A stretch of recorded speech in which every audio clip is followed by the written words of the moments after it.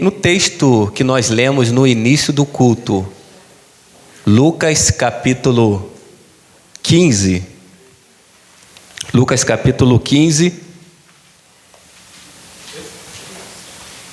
versículos 11 e 12, já fizemos a leitura introdutória dele, então vamos ler só o 11 e 12, para a gente ganharmos tempo. Talvez eu nem consiga terminar essa mensagem, não. Todos acharam? E disse: um certo homem tinha 2 filhos, e o mais moço deles disse ao pai: Pai, dai-me a parte da fazenda que me pertence. E ele repartiu por eles a fazenda, ou herança. Tome seu assento em nome de Jesus. O tema que eu encontrei para esse texto é Filho Volta. É o mesmo tema que foi da nossa festividade aqui do templo. Irmãos, a parábola do filho pródigo é uma das parábolas mais conhecidas entre os cristãos. Eu costumo dizer que Lucas é o evangelho das parábolas. Só nele contém 14 das 37 dos evangelhos sinóticos. Mateus, Marcos e Lucas são chamados sinóticos porque contêm uma grande quantidade de histórias em comum na mesma sequência. Encontramos Lucas sendo chamado na Bíblia de médico e cooperador, e também é o único autor gentil não apenas do Novo Testamento, mas também de toda a Bíblia. E esse evangelho das parábolas. Jesus conta a história de um pai que tinha 2 filhos. O mais novo pede a parte da herança ou fazenda e vai para uma terra longe, uma terra longínqua. E o texto diz que ele começa a viver uma vida dissolutamente, uma vida devassa, gastando sem juízo a herança que tinha recebido do pai. A palavra pródigo originalmente transmite um sentido de extravagância descuidada, ou seja, aquele que age de uma forma extravagante, além dos limites. E esse texto fala de 3 personagens, fala do pai, fala do filho mais novo e fala também do filho mais velho que ficou em casa.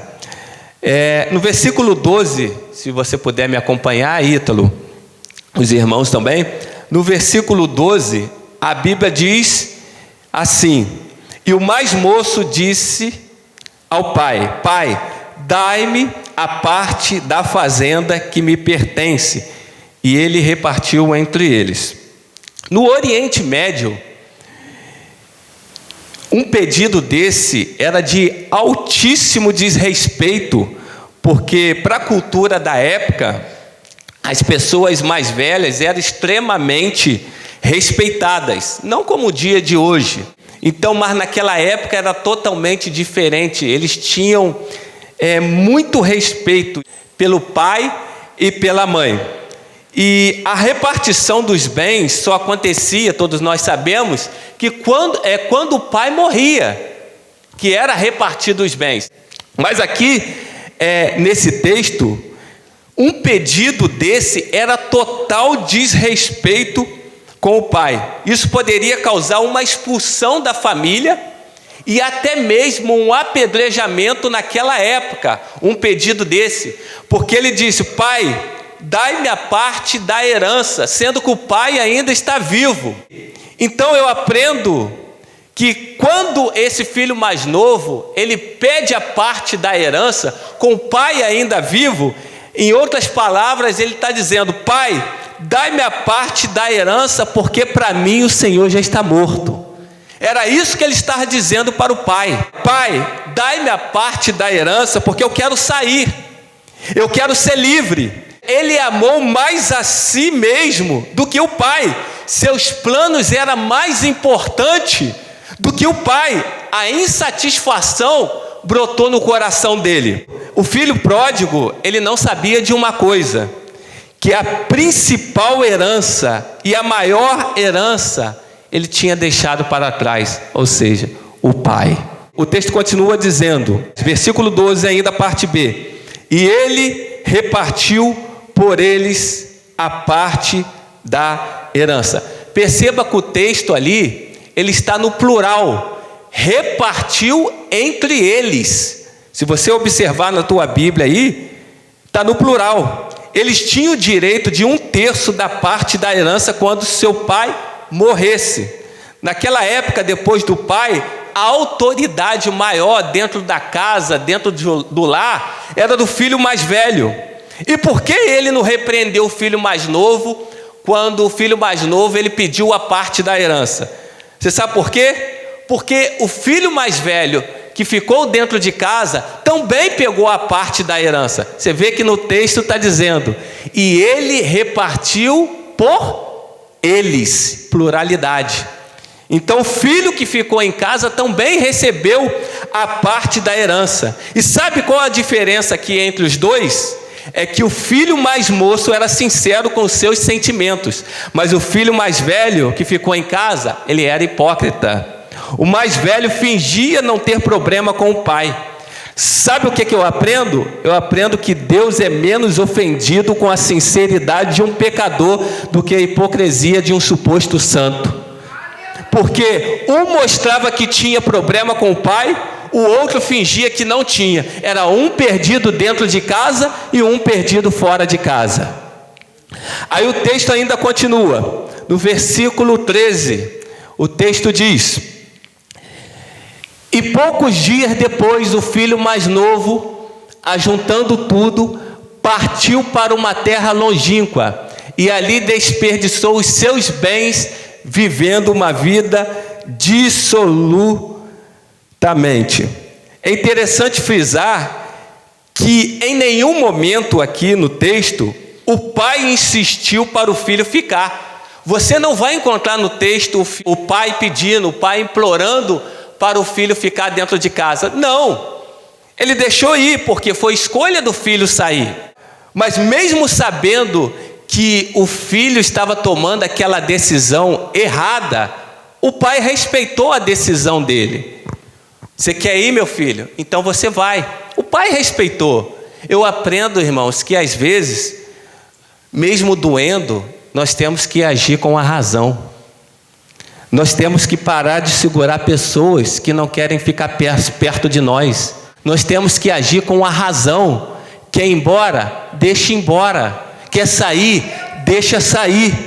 Por quê? Porque se você ficar segurando, você vai acabar se machucando, você vai acabar se frustrando por causa daquela pessoa que não quer mais ficar perto de você. Então, às vezes, precisamos tomar essas decisões.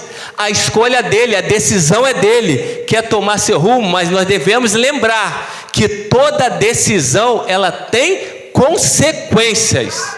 Toda escolha, ela tem consequência. Então pare de ficar segurando pessoas que não querem a sua presença. Pare de ficar segurando pessoas que não querem ficar perto de você. Deixe embora. Às vezes nós precisamos agir com a razão.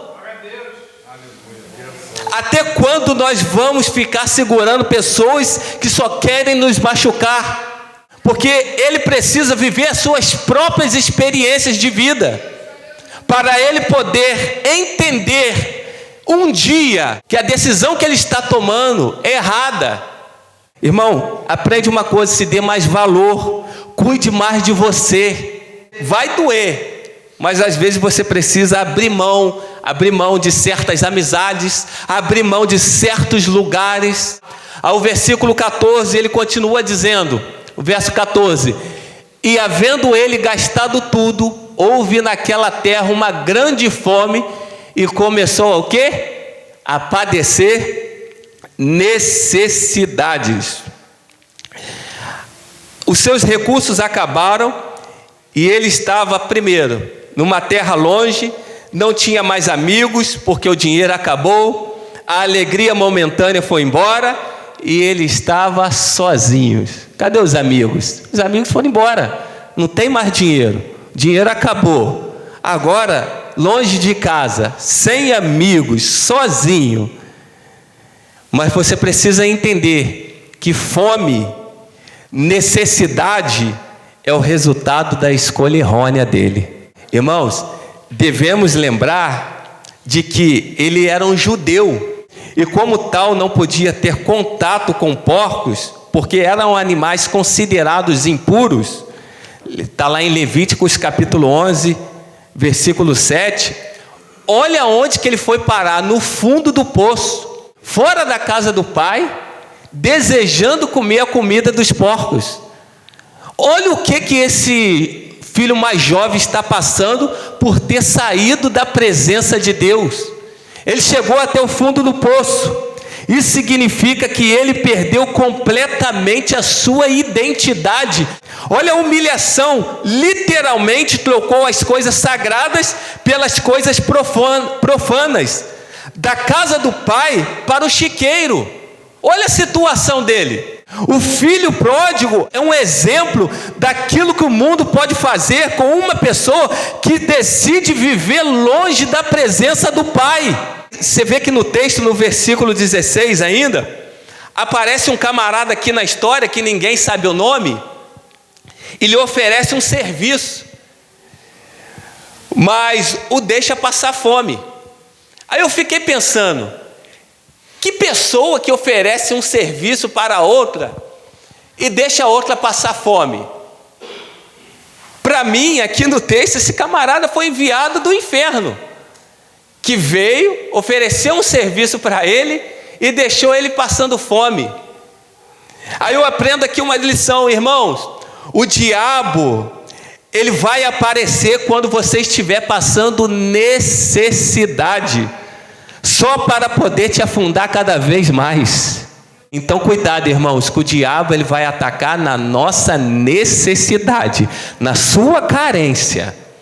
Aonde que estiver uma área descuidada, o diabo vai atacar ali.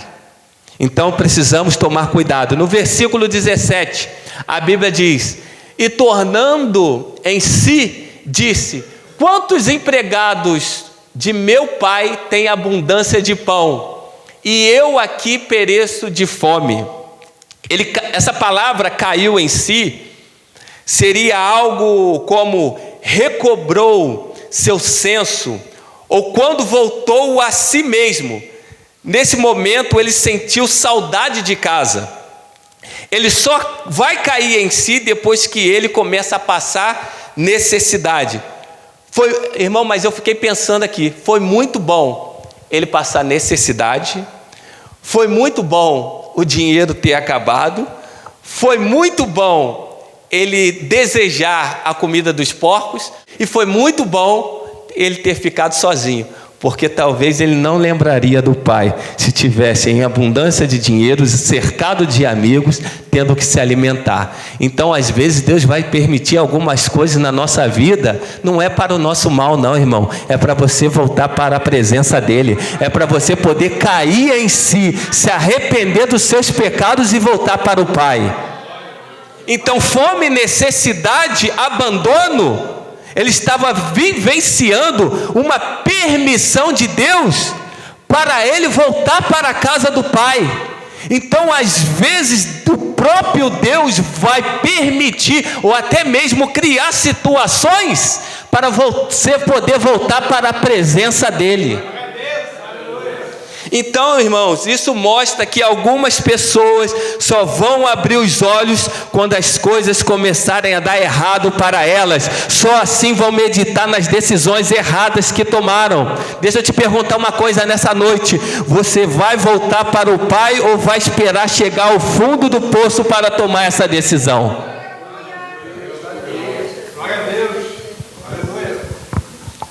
Aí é com você. Tem gente que fala, ou você volta pela dor, ou você volta pelo amor. Mas ninguém volta pelo amor. Todo mundo volta pela dor. Ninguém vem a Cristo por amor. Eu não conheço ninguém, vou a Cristo por amor. Não. todo mundo teve uma necessidade para ir até Cristo. Porque um dia você ouviu falar: se eu não aceitar a Cristo, eu vou para o inferno. Então você veio para Cristo por causa de uma necessidade. Porque se você não vier para Cristo, você vai para o inferno. Então você veio, querendo ou não, por uma necessidade. Opa, vou aceitá-lo, porque senão eu vou ser condenado. Então você veio a Cristo por uma necessidade. Não existe vir por amor a Cristo. Ninguém vem. E o versículo 18, olha o que diz.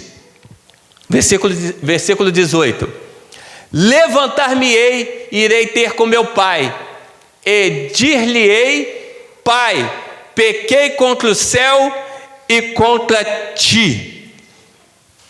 Irmãos, nós devemos entender uma coisa: que quem se perdeu precisa ser achado, mas quem foi embora por conta própria sabe o caminho de voltar. O desviado sabe o endereço, conhece o caminho de volta e sabe o que fazer. Sabe por que ele está dizendo que quer voltar para o Pai? E ele não disse: vou voltar para a casa do Pai. Ele não disse isso. Ele disse assim: vou voltar para o meu Pai. Por quê? Porque quem tem o Pai tem a casa, e nem sempre quem tem a casa significa que tem o Pai.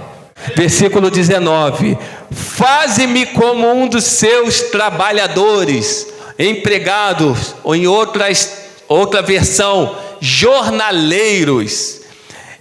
Ele está reconhecendo aqui a sua indignidade. Em vez de ser reconhecido como filho, ele assume a responsabilidade pelos seus atos. Você vê que no texto aqui ele não está culpando ninguém. Ele saiu, ele está reconhecendo o seu próprio erro. Diferentemente de muitas pessoas que saem da igreja e falam: eu saí da igreja por causa de uma palavra lançada na minha vida, eu saí da igreja porque alguém falou mal de mim, eu saí da igreja porque me olharam torto. Não.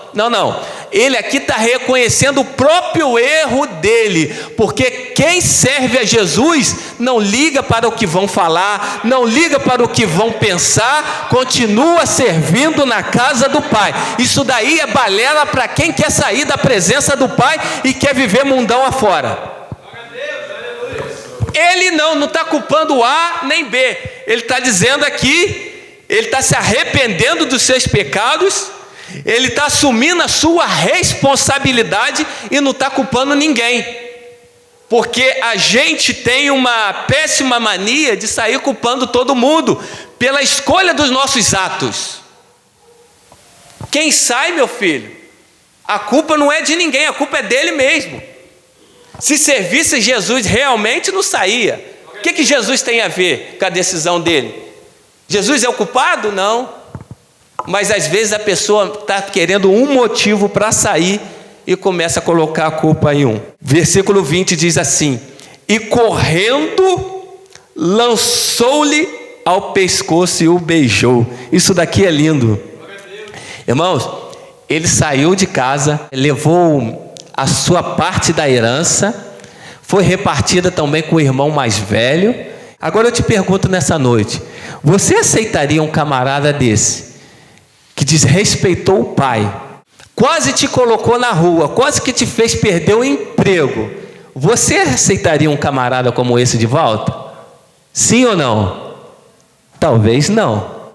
Mas que bom que o pai pensa diferente do que a gente, né, irmãos? Então aqui eu aprendo a lição. Não importa o que você fez, não importa a mancada que você deu, mas o pai está de braços abertos para te receber novamente. Independentemente do que você fez, o Pai está de braços abertos para te receber novamente. A Bíblia diz que o pai correu até o filho e, correndo, lançou-lhe ao pescoço e o beijou. Foi o pai que correu em direção do filho. No Oriente Médio, irmãos, era vergonha para um ancião correr. No Oriente Médio, era vergonha um ancião correr. Você nunca vai encontrar no Oriente Médio um ancião correndo na rua. Não, você vai encontrar aqui no Brasil, bandido correndo para lá e para cá. Mas no Oriente Médio, era vergonhoso o ancião correr. Mas o pai Ele correu ao encontro do filho. E o que eu aprendo com isso? Isso me ensina que o pai tem pressa em te abraçar. O pai tem pressa em abraçar o filho que saiu de casa. Ele tem pressa em te receber de volta. É por isso que ele se adiantou e foi e abraçou o filho.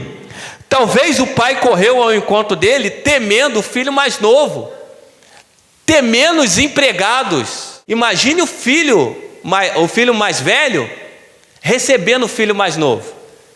Imagine os empregados recebendo o filho mais novo. Olha o pilantra voltando aí, que quase acabou com os negócios do pai, quase deixou a gente sem emprego. Olha, está voltando, com a maior cara lavada, está voltando para a casa do pai. Então, talvez por isso que o pai também se adiantou e foi ao encontro dele. E quantas pessoas tem assim hoje em dia no nosso meio, que querem tacar pedra no filho que quer voltar para o pai. Você viu, irmão, quem apareceu no culto? Aquele irmão que é fogo de palha, vai e volta e nunca firma. Quantas pessoas tem no nosso meio? Mas entenda uma coisa aqui nessa noite: ele não quer voltar para tratar nem comigo e nem contigo. Ele quer voltar para tratar com o pai. O filho volta, as pessoas, é fogo de palha, não firma. O problema dele, irmão, não é comigo nem com você não. O problema dele é com o pai. Então aqui você vê que quem tinha que correr é o filho, mas quem correu foi o pai. E isso eu já falei, isso era vergonhoso, o ancião correr. Mas quando nós estávamos caminhando para o abismo da morte, Jesus também se apressou, foi lá na cruz do Calvário, tirou a nossa vergonha e se colocou também no nosso lugar. Quando nós estávamos caminhando para o abismo da morte, Jesus correu também e foi lá na cruz, pagou a nossa dívida, tomou a culpa que era nossa, e hoje nós temos acesso livre a Ele, né? Então a vergonha que era minha, a vergonha que era sua, lá na cruz estava sobre Ele, mesmo depois de tudo que nós fizemos, caiu sobre Ele. E continuando o texto, versículo 21 e 22 diz assim. Vamos lá, versículo 21 e 22. Vamos correr, Ítalo. 21 e 22. E o filho lhe disse: Pai, pequei contra o céu perante ti, e já não sou digno de ser chamado teu filho. 22. Mas o pai disse aos seus servos: Trazei depressa a melhor roupa, vestilho, e põe-lhe um anel na mão e sandália nos pés. Quantos presentes ele ganhou? 3 presentes. Quando o filho volta, ele ganha aqui 3 presentes. O pai, quando disse: trazei a melhor roupa, isso é símbolo de honra, entende-se que não foi o pai quem buscou a roupa, mas ele que mandou buscar. Você vê que no texto não foi o pai que buscou, mas o pai mandou buscar. Busca lá a melhor roupa. Então quando o pai, ele manda alguém buscar a melhor roupa, por que ele fez isso? Eu entendo que o pai fez questão de todos saberem que ele estava devolvendo a honra novamente para o filho que saiu de casa. Então quando também o pai disse assim: trazei um anel. Anel é símbolo de quê? Símbolo de autoridade e símbolo também de confiança. Lembra de Faraó quando nomeia José como governador do Egito? E ele põe um anel no dedo de José, sandália nos pés, e pede a melhor túnica para ele? Aquilo significava autoridade, confiança para governar. Não sei se vocês lembram dessa passagem, né? Então, com o filho pródigo, ele faz a mesma coisa. Ele coloca o anel, ele pede roupas novas e sandália nos pés. Neste gesto, o pai declara o seu perdão e estava dando para o filho confiança, autoridade para administrar novamente. Então, quando o filho volta, o pai coloca um anel nele. Então o pai estava dando novamente autoridade para ele governar diante daquela casa. Então todos que tentassem falar mal do filho que voltou, era só ele mostrar o anel e dizer: eu tenho a autoridade do Pai que ele me deu novamente. Eu acho interessante isso. Aquele anel estava guardado especialmente para ele. Aí eu fiquei pensando, quando ele disse: traga um anel para o filho. Como é que o pai sabia a medida do anel? Será que o filho fora de casa, ele não engordou? Aqui eu aprendo uma coisa, irmãos, que filho longe da casa do pai não cresce, não desenvolve e nem evolui. Filho longe da presença do pai não cresce, não desenvolve e nem evolui. Ou você acha que você vai conseguir evoluir desejando comer comida dos porcos? Nunca. E agora, sandália nos pés. Sandália é símbolo de quê? Símbolo de que ele não era mais escravo. Por quê? As sandálias tinham um significado de liberdade. Somente pessoas livres usavam sandálias. E escravos da classe mais inferior andavam o quê? Descalços. Então, quando ele devolve, manda trazer as sandálias para o filho, porque o filho tinha dito, né? Faça-me como um dos seus empregados. Ele estava com a mente de quê? Com a mente de escravo. Então, com este gesto, o pai estava dizendo: meu filho, calça as sandálias, porque escravo nunca mais. E foi por isso que o nosso Senhor e Salvador Jesus Cristo entregou a vida por mim e por você, para que nós nunca mais fôssemos escravos do pecado. Hoje o pecado já não nos domina mais. Temos liberdade através de Cristo, porque nós somos mais do que vencedores. E através de Cristo nós temos poder em Cristo para vencer todo o mal que nos rodeia. Versículo 23 e 24: e trazei o bezerro cevado e matai-o, e comamos e alegramo-nos. 24: porque este meu filho estava morto e reviveu, tinha se perdido e foi achado, e começaram a se alegrar-se. Irmãos, a carne era a refeição mais cara e era para ocasiões especiais daquela época. Mas para o pai havia alguma ocasião mais especial do que a volta do filho? Acredito que não. Esses versículos, irmãos, nos revelam algo muito profundo.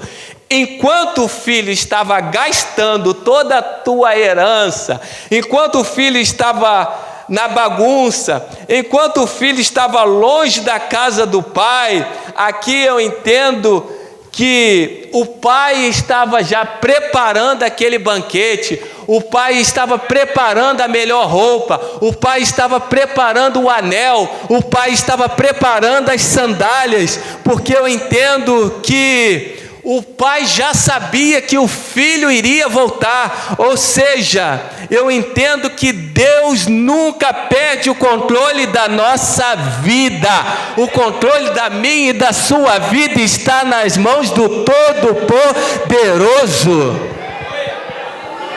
Ele sabia, enquanto o filho estava lá vivendo uma vida dissolutamente, o pai já estava preparando a festa. Às vezes a gente não dá nada por alguém que está aí fora. Às vezes você não dá nada pelo seu filho que está aí fora perdido, nada pelo seu marido. Mas deixa eu te dizer uma coisa: enquanto você não dá nada para ele, o Senhor já está preparando uma festa, porque o Senhor sabe que ele vai voltar. O Senhor sabe que ele vai estar aqui um dia na presença dele. O Senhor sabia que eu e você estaríamos aqui nessa noite, adorando o nome dele. Então, eu não sei, mas ele sabe. Não, nada foge do controle de Deus. Versículo 24. Olha os contrastes. Versículo 24.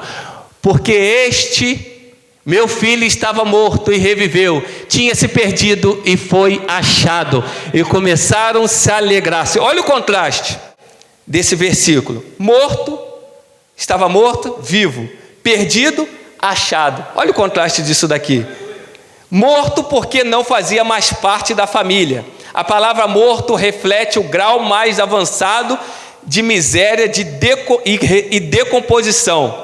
Perdido porque havia sido destruído pela sua própria loucura, desperdiçando tudo. Ele estava no mais profundo estado de desgraça. O apóstolo Paulo, escrevendo aos Efésios, diz: ele nos vivificou, estando vós mortos nos vossos delitos e pecados. Lá em Lucas diz assim, o próprio Jesus declara: porque o Filho do Homem veio buscar e salvar o que havia se perdido. Então, irmãos, em Cristo você já não está mais morto e nem perdido, porque nele somos mais do que vencedores.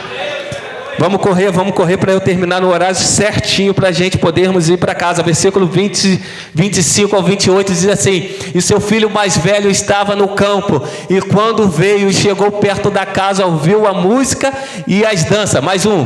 E chamando um dos servos, perguntou-lhe: que era aquilo? Mais um. E ele lhe disse: veio teu irmão e teu pai matou o bezerro cevado, porque o recebeu são e salvo. 28. Mas ele se indignou, não queria entrar. Meus irmãos, se era total desrespeito o filho mais novo pedir a parte da herança para o seu pai ainda vivo, também era total desrespeito um filho mais velho recusar um pedido do pai e entrar na casa para a festa. Ele cometeu o mesmo erro do filho que também saiu. Era total desrespeito naquela época. O pai tinha autoridade para obrigar o filho mais velho de entrar naquela casa. Ele tinha autoridade, mas ele não fez. Mas o texto diz que ele sai da casa, ele começa tentando convencer o filho mais velho de entrar na casa. Eu aprendo, irmãos, que a todo momento o Espírito Santo ele quer nos convencer. Mas somos nós que decidimos se vamos abrir a porta do nosso coração para Ele. Então, a todo momento, o Espírito Santo está tentando nos convencer. E eu entendo também que Deus, a todo tempo, tem buscado ativamente pecadores desprezíveis que não estavam procurando por Ele. Versículo 29. Eis que te sirvo há tantos anos. Irmão, esse é o maior erro de muitos crentes. Encarar o relacionamento com Deus na base da recompensa. Olha o que ele diz: eis que eu te sirvo há muitos anos. Esse é o maior erro de muitos crentes. Encarar o compromisso com Deus baseando-se na recompensa. Ou seja, cumpro todos os rituais, não chego atrasado no culto, estou sempre aqui, mas não amo seu próximo, não perdoa, não se alegra com a volta do perdido. Tem muito crente assim, igual o filho mais velho. Estou há tanto tempo aqui, né? Serve a Deus em busca de alguma recompensa. Mas sabe a diferença entre os dois? É que o filho mais novo foi para longe do pai, mas o filho mais velho ficou, mas nunca esteve próximo do pai. Ele estava preocupado com os 2/3 de toda a herança. O filho mais velho só queria os 2/3 da herança, a parte do pai, que queria também que o pai morresse, e a parte dele. É isso que ele queria. Vamos lá, e a gente acaba. Mas entenda uma coisa nessa noite aqui: o filho mais velho, ele não se alegrou com a volta do pai. Mas aqui eu aprendo uma excelente lição. Irmãos, se você não quer seu próximo como irmão, não chame Deus de pai. Meu Deus, aleluia. Não chama. Versículo 31 e eu acabo. As horas já se foram. E ele lhe disse: filho, tu sempre estás comigo, e todas as minhas coisas são tuas. 32. Mas era justo alegrarmos-nos e regozijarmos-nos, porque este teu irmão estava morto e reviveu, tinha se perdido e foi achado. Então, quando o pai disse que o filho estava morto, para a cultura da época, para as pessoas da casa, de fato, ele realmente era considerado morto para a família. Por isso que o filho mais novo, ele pensa: estou longe do meu pai, gastei todo o meu dinheiro, eu vou pedir para pelo menos eu voltar como servo para a casa do pai, para que ele me aceite de volta. Porque para a família, para a cultura da época, ele realmente já estava morto, pela decisão, pela escolha que ele fez. Mas você vê que o pai, ele corrige ele aqui, e ele disse: filho, tu sempre esteve comigo, e todas as minhas coisas são tuas, mas era justo alegrarmos e regozijarmos, porque esse teu irmão, o filho mais velho falou, esse teu filho, o pai corrige, esse teu irmão estava morto, agora ele vive. Então eu aprendo, irmãos, aqui uma grande lição. Quando o pai corrige e fala do filho para o filho mais velho, automaticamente ele estava dizendo: este teu irmão, ou seja, o pai coloca ele como membro da família novamente. Este teu irmão, agora ele é considerado justo diante de todos da casa novamente. Mesmo diante em meio às decisões erradas, ao voltar arrependido, o filho pródigo descobriu que a maior herança que o ser humano pode ter é estar na presença do Pai. Quem tem o Pai, irmão, tem tudo, pois toda herança terrena passará, dinheiro acaba, amigos se vão, mas a presença do Pai continua. No final de tudo, o filho descobriu que a presença do Pai era a sua maior herança. Então, nessa noite, meu irmão, não importa o que você fez, mas volte para a presença do Pai. Você não é mais escravo, você é filho. Eu não sei como é que você entrou aqui nessa noite. A parábola, se você perceber, a parábola do filho pródigo nos ensina que Deus é a única porta aberta quando todas estão fechadas. Perceba que essa parábola, ela não termina, ela não tem um fim, essa parábola. Por quê? Ela termina com o filho mais velho na porta e o pai tentando convencê-lo para entrar. Nós não sabemos a decisão do filho mais velho, se ele entrou ou não na casa, porque essa parábola não tem um fim. Mas deixa eu te dizer nessa noite, você pode tomar uma decisão diferentemente do que o filho mais velho, sem perca de tempo, entrar para a casa do pai e escrever a sua própria história. Nessa noite o pai está te dizendo: filho, volta, a decisão é sua, só você que pode decidir se vai entrar na festa ou vai ficar do lado de fora. Essa noite, tem alguém que deseja aceitar a Cristo como seu único e suficiente Salvador? Você vai ficar de fora da festa ou você vai entrar? O Espírito Santo já falou com você. A todo tempo o Espírito Santo está tentando te convencer. Ele não é arrogante, ele não entra arrombando a porta, ele bate na porta do teu coração. Mas quem tem que abrir para ele poder entrar é você. Tem alguém que deseja aceitar a Cristo como seu único e suficiente Salvador? Ele está dizendo nessa noite: filho, volta. Chega dessa vida. Chega de viver uma vida na perdição, gastando tudo aquilo que o Pai um dia já te deu. Tem alguém que deseja aceitar a Cristo? Vem aqui na frente que nós vamos orar por você. Se não tem, que Deus possa te dar uma nova oportunidade para você. Mas Ele está dizendo: filho, volta.